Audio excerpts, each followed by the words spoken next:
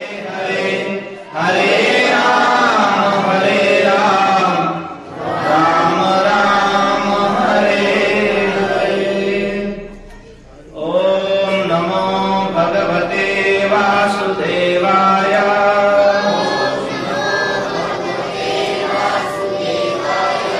ओम नमो भगवते वासुदेवाय।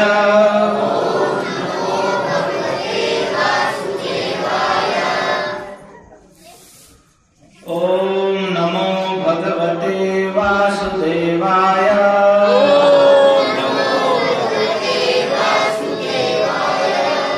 कालेन व्रजकाल्पेन गोकुले रामकेशवौ जानुभ्यां सह पाणिभ्यां लिंगमाणौ व्रजभ्रतु। हरे कृष्ण। आप सभी का स्वागत है कृष्ण कथा में।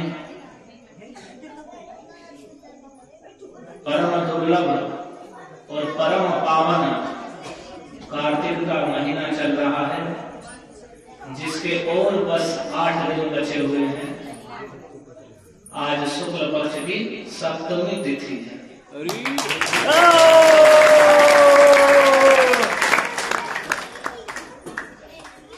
शुक्ल पक्ष जो पहला कृष्ण पक्ष है दीपावली से पहले, और अब ये शुक्ल पक्ष चल रहा है जिसकी सप्तमी तिथि है।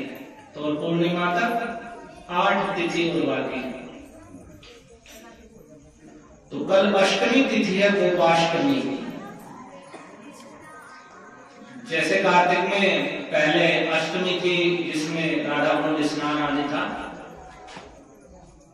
और बीच में हमने दीपावली मनाई, गोवर्धन पूजा, वैसे ही कल भी एक कार्तिक का उत्सव है, बड़ा महत्वपूर्ण उत्सव, जिसे गोपाष्टमी कहते हैं। गोपाष्टमी क्यों कहते हैं, तो इसका वर्णन कर रहे हैं श्री हरि भक्ति विलास में पद्म पुराण और पूर्व पुराण से। शुक्लाष्टमी कार्तिके तु स्मृता गोपाष्टमी बुधई तद्दिने वासुदेवो भूर्गोपः पूर्वं तु वत्सपः। जो बुद्धिमान लोग हैं वे कार्तिक के शुक्ल पक्ष की अष्टमी तिथि को गोपाष्टमी के रूप में जानते हैं। गोपाष्टमी का अर्थ है, कह रहे हैं कि उस गोपाष्टमी में तद्दिने वासुदेवो भूर्गोपः, उस दिन जो कल दिन है, उस दिन भगवान श्री कृष्ण गोप हो गए थे, और पूर्वम तो वत्सपः, पहले वे वत्सप थे। तो वत्सप और गोप का अर्थ क्या है? वत्स कहते हैं बछड़ों को। तो पहले जब वे 5 साल के थे, 5 साल तक, उस समय वे बछड़े चराते थे अपने सखाओं के साथ में। पहले से छोटे से गाय चराने नहीं जाते थे, केवल जो बछड़े थे उन्हें चराने के लिए वे जाते थे। जब तक ब्रह्मा जी को मोह हुआ था उस समय तक बछड़े ही चराते थे भगवान। तो कल जो अष्टमी तिथि है, उस दिन से भगवान गोप हो गए थे। गो कहते हैं गायों को पालन करने वाले, गायों को चराने वाले। तो उस तिथि को गोपाष्टमी के रूप में मनाते हैं।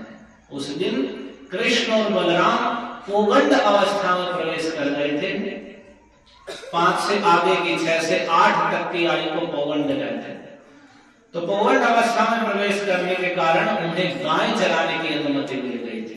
तो वे अपने सखाओं के साथ पहली बार कार्तिक के शुक्ल पक्ष की अष्टमी तिथि को गोचारण के लिए कृष्ण बलराम गए थे, इसलिए उसे गोपाष्टमी तिथि के रूप में मनाते। तो करना क्या चाहिए आज बता रहे हैं, जिससे आप कर लें। तत्र कुर्यात् गवां पूजां गोग्रासं गो प्रदक्षिणं गवां गमनं कालं सर्वान् कामान् अभीप्सता।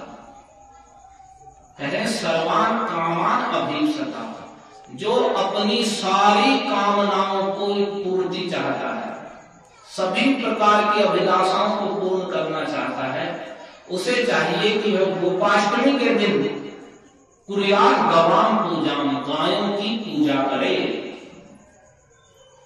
पूजा का मतलब उन्हें धूप दीप और माला तिलक आदि जैसे अर्पित किया जाता है भगवान की पूजा में, वैसे ही गायों की पूजा करे, क्योंकि वे गायें गोपाल को प्रिय हैं।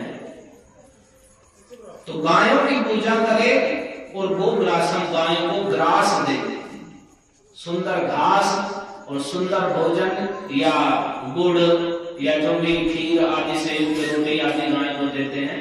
तो गायों को ग्रास दे, गायों की पूजा करे और गो प्रदक्षिणम, और गायों की परिक्रमा करे।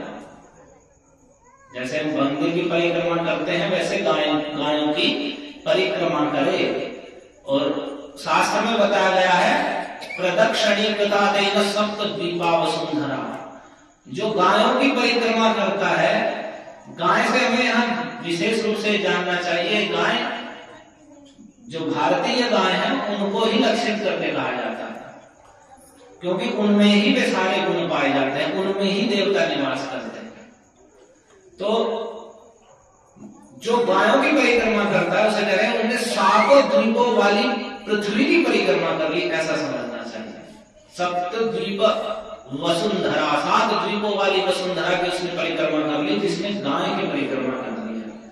तो गो प्रदक्षिणा, गायों की प्रदक्षिणा परिक्रमा करनी चाहिए, और गवान गमनम, और गायों के पीछे पीछे चलना चाहिए। आगे गाय को चलाकर उसके पीछे पीछे कुछ दूरी तक चलना चाहिए। ये कार्य उस व्यक्ति को करने चाहिए कल गोपाष्टमी के दिन, और भगवान कृष्ण बलराम की भी पूजा करनी चाहिए, क्योंकि आज के दिन में गोचारण के लिए गए थे।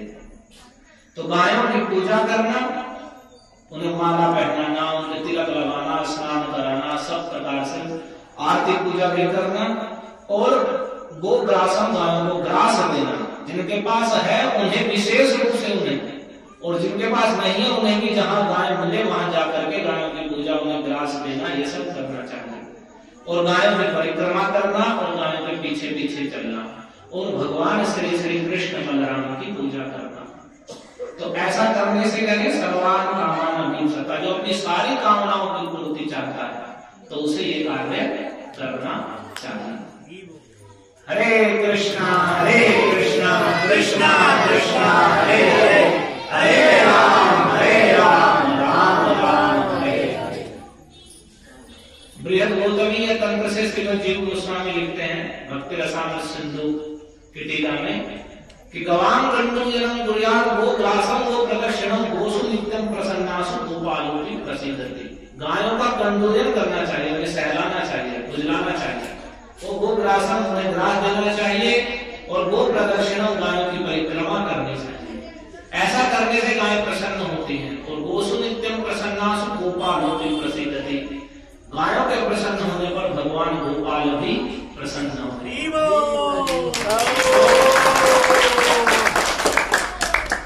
कल के दिन भगवान गोप बने हैं, और गो की पूजा के विषय में और भी बताया गया है। जिस स्त्री को संतान नहीं होती है या पुत्र आदि की कामना है, उसके लिए भी शास्त्र में बताया गया है कि वह कार्तिक मास से ही प्रारंभ करे गाय की पूजा प्रतिदिन करनी, और गाय को प्रतिदिन वह यही पूजा करे, उन्हें माला पहनाए, तिलक आदि लगाए, और उसे ग्रास दे, उसके चरण धोए, उसकी परिक्रमा करे, और भगवान कृष्ण बलराम का ही स्मरण करे कि देवकी सुत गोविंद वासुदेव जगतपते देहि मे तनयं कृष्ण त्वामहं शरणं गतः। हे देवकी सुत, हे गोविंद, हे वासुदेव, हे जगतपते, आप मुझे पुत्र प्रदान कीजिए, मैं आपकी शरण में आया हूं।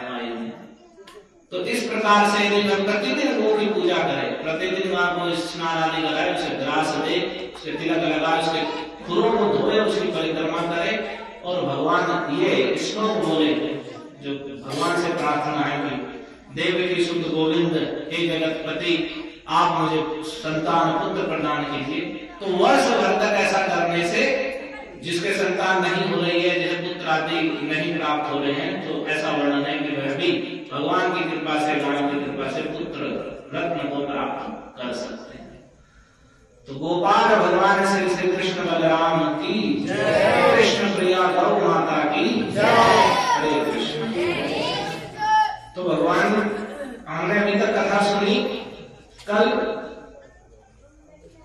जिन्होंने कहा कि तुम्हारे पुत्र के नारायण ही गुणों में तुलना कर सकते हैं, तो उसके विषय में हमने सुना कि भगवान में, कृष्ण में कितने गुण हैं? 64 गुण हैं परिपूर्ण मात्रा में, और नारायण, कृष्ण ही नारायण रूप में है, उसमें 60 गुणों का प्रकाश है, और बाकी अन्य देवताओं में 55 गुणों का अंश रूप में प्रकाश है, और सामान्य जीवों में बिंदु बिंदु रूप में 50 गुणों का प्रकाश है। तो ऐसे जीवों में, देवताओं में और भगवान में परस्पर तारतम्य है, श्रेष्ठता।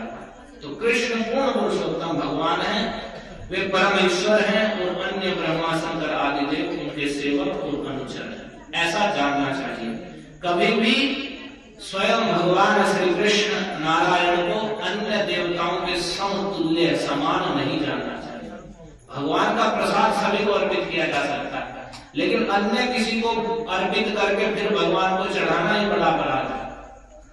जैसे कितने लोग यहाँ देखते हैं मंदिर में आते हैं पूजा प्रसाद चढ़ाने, वो पहले वहां से शुरू करते हैं और फिर बाकी प्रसाद चढ़ाते हैं भगवान के ऊपर जो बचा रहता है। बल्कि कार्य ये है कि पहले कृष्ण को भोग लगाया जाए, उसके बाद जहाँ कहीं प्रसाद चढ़ाना है वहां चढ़ाना चाहिए। ऐसा नहीं कि कहीं से भी लग जाए, ये शास्त्र की विधि है, क्योंकि वे परमेश्वर हैं, अन्य सभी देवगण उनके विभिन्न अंश और सेवक स्वरूप है। तो आगे वर्णन करते हुए कहते हैं कि जब नंद महाराज के पुत्रों का इस प्रकार नामकरण हो गया और गर्गाचार्य अपने घर चले गए, तो नंद महाराज प्रमोदित हो, अत्यंत प्रसन्न हो गए, और मेरे आत्मानम पूर्णमासीसा, उन्होंने अपने आप को ऐसा समझा कि मेरी सारी अभिलाषाएं पूर्ण हो गई हैं, मैं कृतकृत्य हो गया हूं।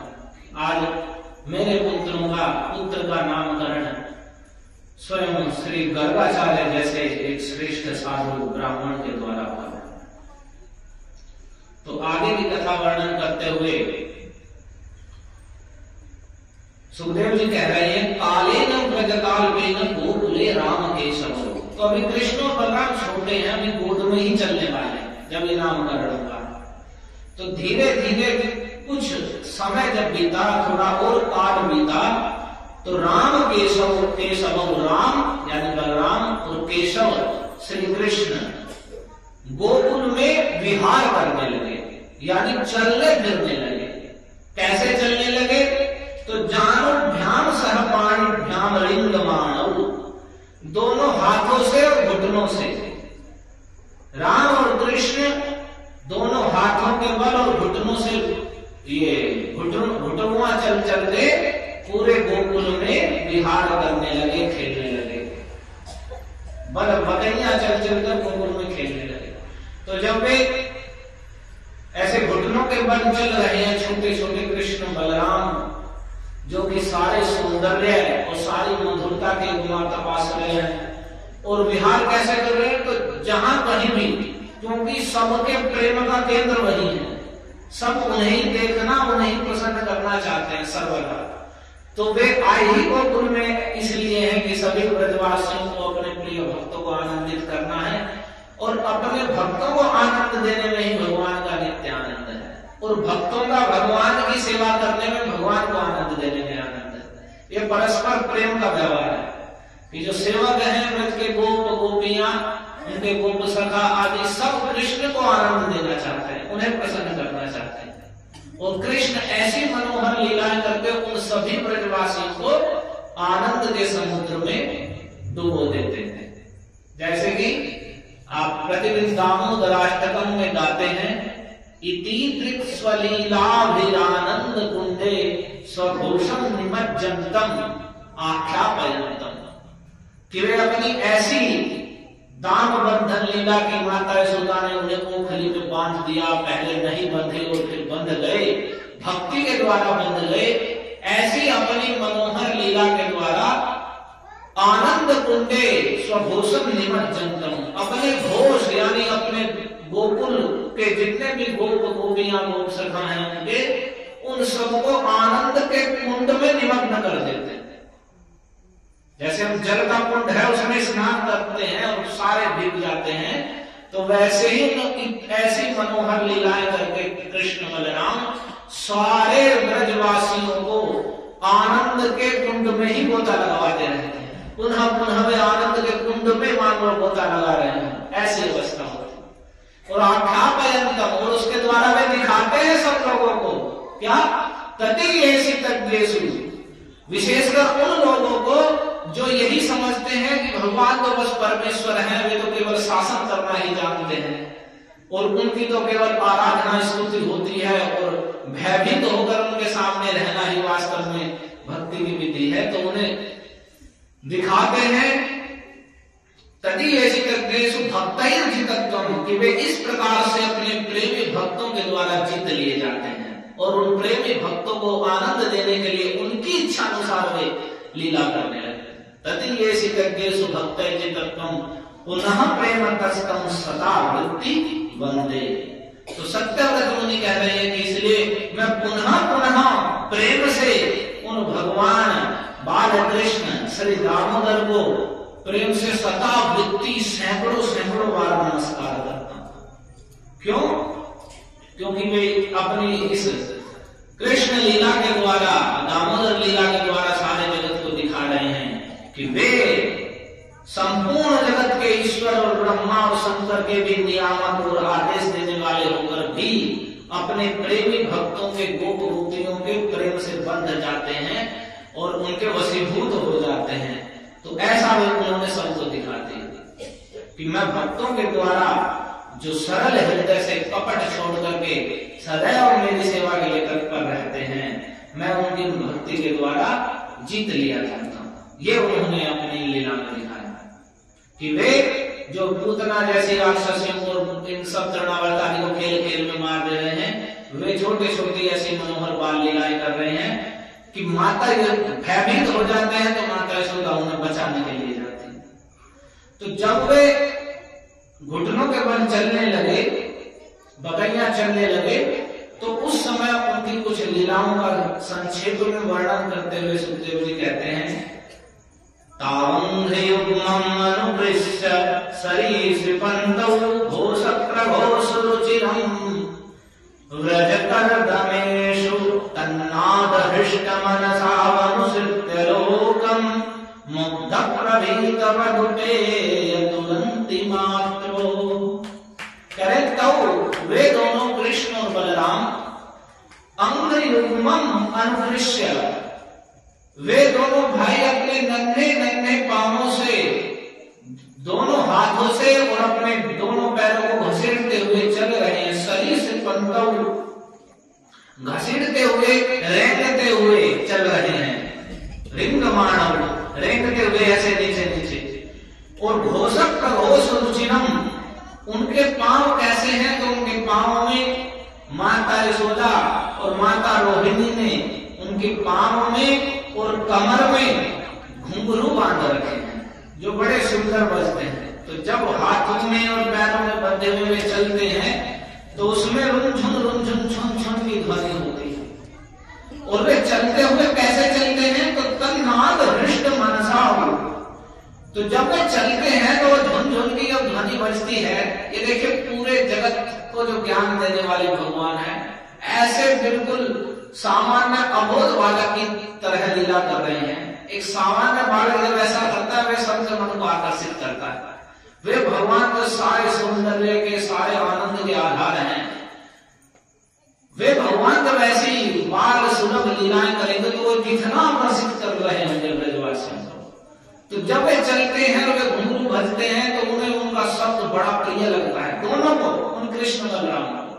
और जब उस ध्वनि को सुनकर चल करके और उस ध्वनि को जब सुनते हैं तो हृष्ट मनसो, उनके मन में उल्लास आ जाता है, आनंद आता है। बार बार चलते हैं और घुंघरूओं की उस ध्वनि को सुनकर स्वयं ही हंसने लगते हैं, खिल उठते हैं। और कहां खेल रहे हैं वे? पूरे संसार के स्वामी सच्चिदानंद स्वरूप नमामि स्वरम सच्चिदानंद रूपम। तो कह रहे हैं ब्रज कर्दमेषु, वे ब्रज के कर्दम यानी कीचड़ में खेल रहे हैं। जो ब्रज में वहां गायों के जो धूल है, गोबर है, गोमूत्र है, उन सबसे जो कीचड़ हुआ है, उस सब में दोनों कृष्ण बलराम खेल रहे हैं। साफ बोलने ब्रज कर्दमेषु, जो ब्रज में वहां कीचड़ हुआ है, तो कीचड़ किस चीज का है? तो वह इतनी गाय है ब्रज में नंद महाराज की, हमने सबकी, ब्रज का मतलब ही है गायों का स्थान, गोकुल जहाँ गाय ही गाय है। तो उन सबके गोमूत्र आदि से, गोबर आदि से, और जो भी कीचड़ वहां पर बना हुआ है उस कीचड़ में वे खेल रहे हैं। वे दोनों जो पूरे संसार के स्वामी हैं, वे भगवान उस गोमूत्र आदि से बने हुए कीचड़ में, ब्रज के गोकुल के कीचड़ में घसीटते हुए पूरे लोटपोट होते हुए चल रहे हैं, छन छन भी बज रहे हैं और बड़े आनंद में प्रसन्न हो गए। और वे चलते चलते, ऐसा नहीं केवल घर में है, वे बाहर निकल जाते हैं घर से, दोनों भाई चलते चलते, और चलते चलते ऐसे जो गोकुल की कीचड़ है उसमें चलते हुए और घुंघरूओं की ध्वनि सुनते हुए, खिलखिलाते हुए, अगर कोई व्यक्ति उन्हें अज्ञात व्यक्ति मार्ग में जाता हुआ देखता है तो बस उसके पीछे पीछे चलना शुरू कर देते हैं। और जब पीछे पीछे चलना शुरू कर देते हैं, जब आगे जाते जाते बहुत दूर हो जाती है और वो घूमकर देखता है, तो जब उसका मुख दिखता है तो ये देख करके तो कोई दूसरा व्यक्ति हम किसके पीछे चलने लगे, तो एक सामान्य शिशु की भांति बिल्कुल हक्के पक्के रह जाते हैं और डरकर वापस से भागकर जल्दी जल्दी ऐसे ही घुटनों के बल चलते हुए माता यशोदा और रोहिणी के पास लौट आते हैं। जैसे बाहर, घर से बाहर निकल गए चलते चलते, ऐसे सभी ब्रज की गोपियों का, विशेषकर जो घर में स्त्रियां काम कर रही हैं, तो ये सब काम धंधे छोड़कर उन्हें देखने के लिए आ जाते हैं और ऐसे चलते हुए किसी भी व्यक्ति के पीछे चल देते हैं। और चलते चलते ये नंद बाबा हैं या कोई जो घर में आते हैं वही सब, आगे जाके देखते हैं, वह घूमकर देखता है तो समझते हैं तो कोई दूसरा व्यक्ति है, और फिर डर के मारे भागकर जल्दी जल्दी चल करके ऐसे ही घसीटते हुए पैरों को वे माता यशोदा रोहिणी के पास आ जाते हैं। तो उनका पूरा शरीर उस ब्रज के कीचड़ से सना हुआ है, तो उनकी शोभा और अत्यंत बढ़ गई है। जो भी भगवान धारण करते हैं उसकी शोभा बढ़ जाती है। हम अपने शरीर की शोभा कैसे बढ़ाते हैं? हम वस्त्र और आभूषण आदि धारण करते हैं, और वस्त्र और आभूषण जब धारण करते हैं, अच्छे वस्त्र पहनते हैं, तब कहते हैं कि हम सुंदर लग रहे हैं। लेकिन भगवान का सौंदर्य ऐसा है, भागवत में कहा गया है, परम पदम भूषण भूषणानुगम, वह भगवान का सौंदर्य भगवान को भी आकर्षित कर लेने वाला है यदि वे दर्पण में देखें, और भूषण को भी आभूषित कर देने वाला उनका अंग। वे आभूषण जब भगवान के शरीर आदि पर धारण होते हैं तब वे आभूषण सुंदर लगने लगते हैं कि हाँ वास्तविक स्थान पर वे आए। तो वे चाहे अपने ऊपर गोरज हो या वे कीचड़ में आए हो तो बड़े ही सुंदर लगते हैं। तो ऐसा देखकर जब भय के मारे भयभीत से होकर माता यशोदा रोहिणी के पास आते हैं तो तन्मातरौ निज सुतौ घृणया स्नुवन्त्यौ पंकांगरांग रुचिरावपगुह्यदुर्भ्यां दत्त्वास्तनं प्रविवतोऽस्मुखं निरीक्ष्य मुग्धस्मिताल्पदशनं ययतु प्रमोदम्। तब जब माता यशोदा रोहिणी देखती हैं कि ये भयभीत से होकर दौड़कर आ रहे हैं, दौड़ने का मतलब वैसे ही घुटनों के बल तेजी से आ रहे हैं, तो उन्हें देखते ही वे स्नेह से भर जाते हैं। कह रहे घृणया स्नुवन्त्यौ, तो वे दोनों माता जब अपने पुत्रों को, निज सुत, यशोदा जी के सुत हैं कृष्ण, रोहिणी के पुत्र हैं बलराम, अपने पुत्रों को जब ऐसे आगे देखती हैं और वे कैसे हो रहे हैं तो पंकांग राग रुचिरौ, जैसे शरीर पर चंदन आदि का अंगराग लगाया जाता है तो वह सुंदर लगता है, लेकिन वहां भगवान के ऊपर वो गोमूत्र गोबर आदि का जो कीचड़ लगा हुआ है वह उनके अंगराग स्वरूप है और उसके कारण वे अत्यंत मनोहर लगते हैं, उनकी सुंदरता और भी बढ़ जाती है। तो जब वे दोनों नन्हे नन्हे शिशु अपने शरीर में कीचड़ का अंगराग लगाकर लौटते हैं तो उनकी सुंदरता और भी बढ़ जाती है। उन्हें देखकर माता यशोदा रोहिणी स्नेह से और भर जाती हैं। स्वाभाविक स्नुवन्त्य उनके स्तनों से दूध झरने लगता है स्नेह की अधिकता के कारण, इतना स्नेह उत्पन्न हो जाता है, स्तनों से दूध की धारा बहने लगती थी। और कह रहे हैं और जैसे वे निकट आते तो माता ये देखे बिना कि ये कीचड़ आदि में है, इतना स्नेह के कारण उसी अवस्था में दोनों माताएं उन दोनों हाथों से उठा लेती और उपगुह्य दुर्व्याम, और बड़े आनंद से दोनों भुजाओं से अपनी गोद में लेकर हृदय से लगा लेती। और जब हृदय से लगा लेती हैं फिर दत्वा स्तनम प्रभवतौ, और फिर हृदय से लगा करके उन्हें स्तन पान कराने लगती हैं। और जैसे वे उनके मुख में स्तन पान कराने के लिए देती हैं तो प्रभवतौ, तो वे ऐसे पीने लगते हैं मानो बड़े भूखे हैं, पूरे आनंद में। उनके स्नेह को और बढ़ाने के लिए, उन्हें अपनी माताओं को परम आनंद देने के लिए पूरे भूखे हों, अत्यधिक भूखे हैं, ऐसे प्रकार से न पीवतौ, बड़े ही आनंद से अधिक अधिक दूध पीने लगते हैं। और दूध पीते पीते क्या करते हैं, मुखम निरीक्षण, बीच बीच में मुस्कुरा मुस्कुरा कर दूध पीना छोड़ करके थोड़े हंसते हुए अपनी माताओं के मुख को देखने लगते हैं। तो जब हंसते हुए माताओं के मुख को देखते हैं तो उनकी वह मंद मंद मुग्ध स्मिताल पतस्नम, वह उनकी मंद मंद मुस्कान, और जब उनका मुख खुलता है तो उनके छोटी छोटी दंतुलियां, छोटे छोटे श्वेत दांत दिखने लगते हैं।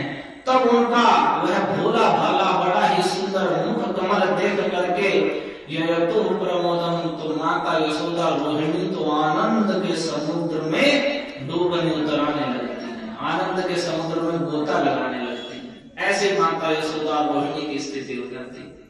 तो उन्हें आनंद देने के लिए ही वे ऐसी बाल सुलभ लीलाएं कर रहे हैं। ये हमें सारा ध्यान रखना चाहिए, क्योंकि कुछ लोग इन सब लीलाओं को जैसे सुनते हैं तो वे मूर्खता बस ये सोच लेते हैं कि देखो ये सामान्य बालक के ऐसे खेलने की और ये चलने फिरने की क्या बातों को बता रहे हैं, यही भागवत में वर्णन है। लेकिन उन्हें जानना चाहिए कि बीच बीच में भगवान अपना ऐश्वर्य प्रकट करते हैं, जो उनकी परमेश्वरता को सूचित करता है। और सूचित करता है इससे कि वे दिखाते हैं कि ऐसा नहीं है कि वे गोप बालक की ऐसे छोटे शिशु की लीला कर रहे हैं तो बिल्कुल अबोधी हो गए हैं। वे पूर्ण ज्ञान स्वरूप हैं, सारा ज्ञान उनसे है, लेकिन फिर भी वे ऐसी अपनी चित्त शक्ति के विलास स्वरूप ऐसी मनोहर लीलाएं करते हैं अपने नित्य भक्तों को आनंद देने के लिए। और बीच में यदि पूतना तृणावर्त अघासुर जैसे असुर भी आते हैं तो उन्हें भी खेल खेल में ऐसे ही मार देते हैं। उसमें भी वे अस्त्र शस्त्र धारण नहीं करते, ऐसे ही मार देते हैं, उसमें भी आनंद ही बढ़ाते हैं। तो ऐसे वे भगवान कृष्ण बलराम घुटनों चल चल के सभी व्रजवासियों को और उन विशेषकर माता यशोदा रोहिणी को बड़ा आनंद दे रहे हैं। उनको हृदय से लगाकर के जल से युक्त हृदय से लगाती हैं और उनके दुग्ध पान करते समय सुंदर मुख को देख करके, उस भोले वाले मुख को जिसके छोटे छोटे दांत दिख रहे हैं, और वे हंसते हैं देख करके माता यशोदा रोहिणी की ओर, तो बस प्रमोद प्रकृष्ट मोद को वही उनके लिए जीवन का परम आनंद हो जाता है कि कृष्ण बलराम को गोद में लेकर उन्हें स्तनपान कराना और बीच बीच में उनके हंसते हुए मुख कमल को देखना। अब वे और कैसे लीलाएं करते हैं, यंगना दर्शनीय कुमार लीलावंतर प्रजेतन बलाः प्रगृहीत पुच्छैः वत्सैरितस्तत उभावनु दृश्यमानौ प्रेक्षन्त्य उज्झित गृहाज हसन्त्य। सारी ब्रज में जितनी गोपियां हैं उनको कैसे आनंद में कर रहे हैं, ये तो बताया माता यशोदा रोहिणी का क्या आनंद है। अब उन सब गोपियों का आनंद वर्णन करते हुए कहते हैं कि वे और चलते चलते और थोड़े से बढ़ रहे हैं तो और अच्छे से चलने लगे हैं, और स्पीड बढ़ गई उनकी चलने की या कुछ सोच समझने की। तो ऐसा करते करते जब राम और श्याम थोड़े से कुछ और बड़े हुए तो वे ऐसी व्रज में, घर में और घर के बाहर ऐसी ऐसी लीलाएं करने लगे जिन्हें देखकर गोपियां देखती ही रह जाती। आगे बढ़े उज्जित गृहा, वे घर के काम धंधे छोड़कर सब कुछ छोड़ करके केवल खड़ी हो करके केवल उन्हें देखने लगती। ऐसी ऐसी लीलाएं कर रहे हैं। तो कैसी कैसी वे लीलाएं कर रहे हैं, तो जब वे किसी ऐसे चल रहे हैं घुटनों के बल, तो कोई बछड़ा बैठा हुआ है, कितने बछड़े कितनी गायें हैं, असंख्य हैं, तो बछड़े बैठे हुए हैं तो जा करके उनकी धीरे से पूंछ पकड़ लेते हैं दोनों कृष्ण बलराम। प्रगृहीत पुच्छैः, और कैसे पकड़ लेते हैं, बिल्कुल कस करके, और जब ये किसी बैठे हुए बछड़े की पूंछ पकड़ लेते हैं तो बछड़े की पूंछ पकड़ेगा तो बछड़ा एकदम बेदम के खड़ा हो जाता है और खड़ा होकर भागने लगता है। तो जब वो भागने लगता है तो वे ऐसा नहीं पूंछ छोड़ देते, और कस के उसके पूंछ पकड़ लेते हैं, छोड़ भय के कारण और कस के उसकी पूंछ पकड़ लेते हैं दोनों कृष्ण बलराम। तो बछड़े हुए घसीटते हुए वत्सई विकसतता उभाव अनुदृश्य मानो, उन दोनों को बछड़े इधर उधर खींचते हुए घसीटते हुए इधर उधर घुमाते रहते हैं और वे उनकी पूंछ नहीं छोड़ते, रोने लगते हैं लेकिन पूंछ उनकी वैसे ही टाइट पकड़े रहते हैं। तो उनकी ऐसी लीलाओं को देखते प्रेक्षणीय जब बछड़े उन्हें घसीटते हुए दौड़ने लगते हैं और वे छोड़ते नहीं है और कीचड़ में धूल में पूरे ऐसे लोटपोट हो जाते हैं, तो गोपियां सारा जिद गृहा अपने घर का सारा काम धंधा छोड़कर यही सब देखती रहती हैं और हंसते हंसते चहुसुर हसंत्या, और इतनी जोर से हंसते हुए देखती हैं कि वो बछड़ा खींच रहा है इधर उधर, फिर भी छोड़ दे रहे हैं और कस के पकड़ ले रहे हैं। तो वह हंसते हंसते लोटपोट होकर चहुसुर परम आनंद में मग्न हो जाते हैं। सारे जैसे देखते हैं कि कृष्ण बलराम को ऐसे उन्होंने पूंछ पकड़ ली और घर में पहले घर में घुमा रहे हैं, फिर घर से बाहर लेकर भाग रहे बछड़े तो और पीछे घसीटते हुए जा रहे हैं। ऐसा देख करके वे सब अपने काम धंधे छोड़ छोड़ करके चारों ओर सब गोपियां एकत्रित हो जाती हैं और उन्हीं लीलाओं को देखने लगती हैं और उन्हें देख देख करके हंसते हंसते लोटपोट हो जाती हैं और लोटपोट होकर के कहें आनंद में मग्न, उनका यही दिन भर का आनंद हो जाता है। सबका केंद्र उन्होंने भगवान ने अपने को बना रखा। और फिर आगे वर्णन कर रहे हैं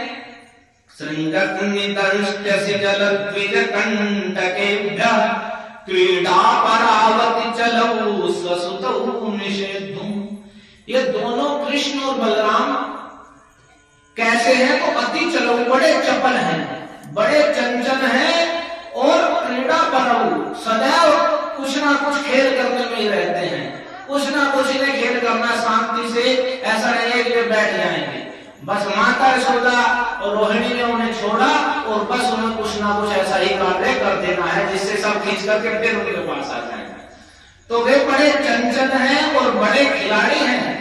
तो उन दोनों को ऐसा देख करके वे क्या करते हैं, श्रृंगयग्नि दंश रसी जगत द्विजकंठ कहवे कहीं हरिण और या गाय आदि सींग वाले पशुओं के पास दौड़कर चले जाते हैं। कोई हिरण आ गया क्योंकि ब्रज है, वृंदावन है या गोकुल है, वन्य क्षेत्र है महावन, तो उसमें हिरण आदि पशु कभी भी आ जाते हैं और वो ब्रज तो पूरा आनंदमय है, कोई कहीं भी जा सकता। या सांड खड़ा हुआ है या बड़ी बड़ी गायें हैं, तो वे माता यशोदा रोहिणी में निषेध करती कि वहां नहीं जाना है, तुम्हें यहीं खेलना है। लेकिन वे जानबूझकर जो बड़े सिंह वाले वैसे पशु हैं जानबूझकर उनके पास चले जाते हैं।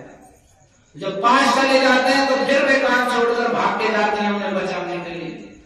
तो फिर क्या होता है, तो कहीं आग जल रही है, कहीं चूल्हे में आग जला रखी है, कहीं अन्यत्र कुछ आग लगी हुई है, तो वो क्या करेंगे, सीधे धड़कती हुई आग में जाकर खेलते खेलते उस आग में घुस जाएंगे। क्योंकि भगवान को तो कोई भय नहीं है। वास्तव में वैसे शिशु को तो कुछ भय भी हो, लेकिन वे तो कृष्ण बलराम है, उन्हें तो वैसे भी कोई भय नहीं है, उनका अग्नि क्या करेगा। तो वे खेलते खेलते अपने में ही प्रवेश कर जाते हैं। अग्नि जल रही है, चूल्हा है तो चूल्हे में बढ़ गए खेलते खेलते, या अन्य कुछ का अन्य कहीं अग्नि जली हुई है तो अग्नि में प्रवेश कर जाते हैं। तो फिर वे गोपियां माता यशोदा रोहिणी और अन्य गोपियां काम छोड़ छोड़ करके फिर कहती है पकड़ो पकड़ो, आग में कूद गया, वो सांड के पास चला गया, गाय के पास चला गया, देखो कहीं गाय ना मार दे, अग्नि जला ना दे। और फिर वहां से खींचते हैं और खींच करके फिर बिठाते हैं। तो फिर चंचल है, फिर क्या करते हैं, तो जो कुत्ते हैं, जो दांत से काटने वाले पशु हैं, उनके पास जाकर पहुंच जाते हैं, जाके कुत्तों के बीच में बढ़ जाते हैं। तो कहीं कुत्ते काट ना ले इनके, और ऐसा नहीं है कि बीच में चले गए हैं तो आराम से बैठे हैं, कुत्तों को छेड़ना शुरू करते हैं। तो वे कुत्ते काट ना ले, तो इसके कारण ये फिर गोपियां भाग कर जाती हैं। और घर में कहीं तलवार रखी है या अन्य कुछ ऐसे चाकू या अन्य जो किसान भी है, तो ऐसे अस्त्र रखे हुए हैं जो काटने वाले हैं, तलवार आदि, तो क्या करेंगे, ऐसे खेलते खेलते कुछ बड़े हो गए हैं हम, लेकिन चल रहे हैं घुटनों पे बोलेंगे, तो जाकर के तलवार उठा लेंगे, तलवार रखी हुई है तो जाकर के तलवार उठा लेंगे, उसे खींचना शुरू कर देंगे। कोई ऐसे धारदार अस्त्र शस्त्र रखे हैं तो उन्हें जाकर के छेड़ना शुरू कर देंगे। तो फिर यशोदा और रोहिणी भाग कर आएंगी और फिर उन्हें वहां से उनके हाथ से तलवार छीन कर रखेंगे, और जैसे ही वे जाएंगे तो फिर ऐसा ही कुछ कार्य करेंगे। तो कभी आग में कूद जा रहे हैं, कभी कुत्तों के पीछे, कुत्तों के बीच में चले जा रहे हैं, वानर आ रहे हैं तो वानरों के बीच में भागे जा रहे हैं, कभी हिरण के पीछे लग जा रहे हैं, कभी अग्नि में प्रवेश कर जा रहे हैं। तो जैसे तैसे करके नए नए खेल, नई नई चंचलता में निरंतर कर रहे हैं। ऐसी अवस्था में करें कभी कभी तो वे कुआं है या कोई गड्ढा है जिसमें जल भरा हुआ, उसमें प्रवेश कर जाते हैं। लेकिन जल भरा हुआ है, पानी भरा हुआ है, उसमें बढ़ गए भीतर।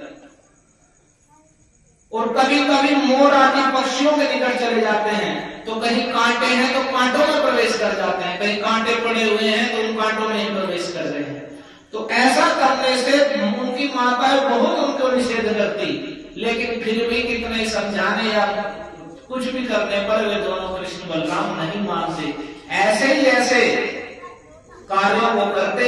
इस कारण से माता यशोदा गृहाणि कर्तुम् अपि न यत्र न तत् जनन्यो, वे दोनों यशोदा और रोहिणी घर के काम धंधे बिल्कुल नहीं कर पाती।